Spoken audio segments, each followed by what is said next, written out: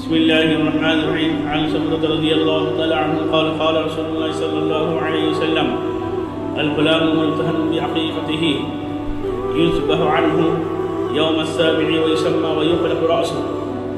السلام عليكم ورحمة الله وبركاته. প্রিয় দর্শক, আজকে আমি আকিকার ব্যাপারে কিছু আলোচনা করার জন্য চেষ্টা করব ইনশাআল্লাহ তাআলা। আকিকা অনিবার্য একটি ভালো কাজ। কারো বাড়িতে যদি আল্লাহ সুবহানাহু ওয়া তাআলা ছেলে সন্তান হোক বা কন্যা সন্তানের দান দেন, কারো বাড়িতে যদি আল্লাহ সুবহানাহু ওয়া তাআলা ছেলে সন্তানের রূপে কোনো সন্তান আসে বা কন্যার সন্তানের রূপে যদি কোনো সন্তান আসে, সর্বপ্রথম আমরা নিজের সন্তানের আকিকা করার চেষ্টা করব।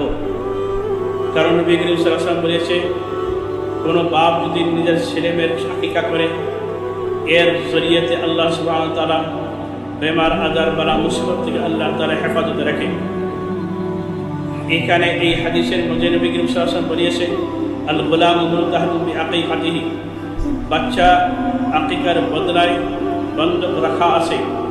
ইউযবাহু আনহু ইয়াওমাস সাবি'i, তোমরা তাদের নামে 7 দিনের মাথায় কোনো প্রাণী, জায়েজ প্রাণীকে জবাহ করো।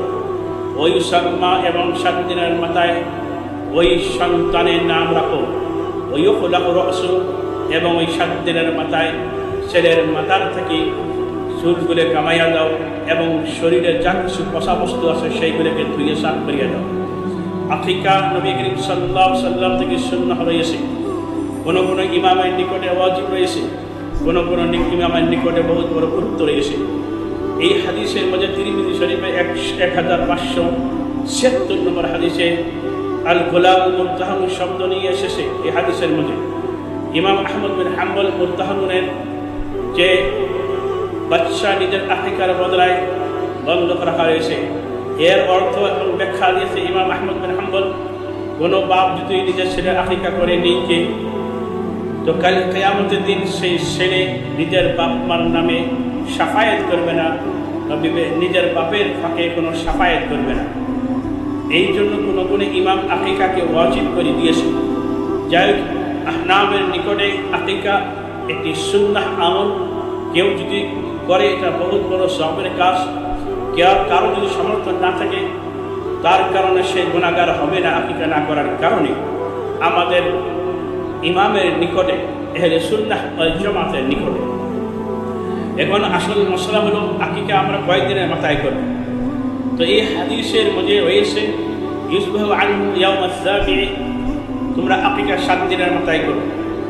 আবার এই হাদিসের তিরমিজি শরীফের যে ওয়াল আমাল হাদা ইনদা আহলি ইলমি, আহলে ইলমের নিকটে এই হাদিসের ব্যাখ্যার মধ্যে দিয়েছে, কেউ যদি 7 দিনের মাথায় কেউ কিবা কারণে করতে পারে না, সে 14 দিনের মাথায় করবে।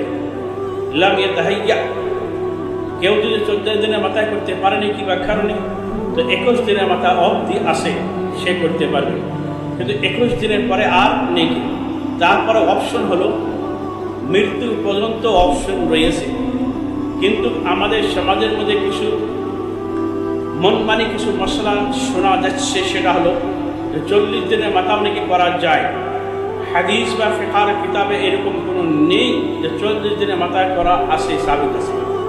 হ্যাঁ, আপনি 21 দিনের মাথা অবধি আসে, তারপরে যদি আপনি কিবা কারণে করতে পারেন নাকি, তারপরে আপনার অপশন হলো আপনার জীবন থাকা অবধি মৃত্যু পর্যন্ত।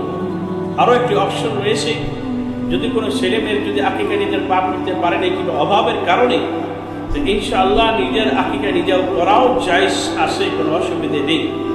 তো ইনশাআল্লাহ আমরা শরীয়তের ব্যাপারে পুরোপুরি রিসার্চ করার পরে আমরা একজন আরেকজনের মশলা দেওয়ার চেষ্টা করব। মনমানি হিসেবে শরীয়তের মধ্যে মশলা খাওয়া এটা জায়েজ নেই, বলকে হারাম করে দিয়েছে।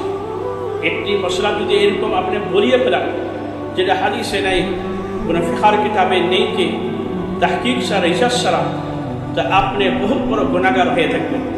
এই জন্যে শরীয়তে ইসলামের নিকটে শরীয়ত নিয়ে আমরা যা কিছু নবী করিম সাল্লাল্লাহু আলাইহি ওয়াসাল্লাম সাবিত রয়েছে এবং কোরআন থেকে সাবিত রয়েছে সেটাই বলবো।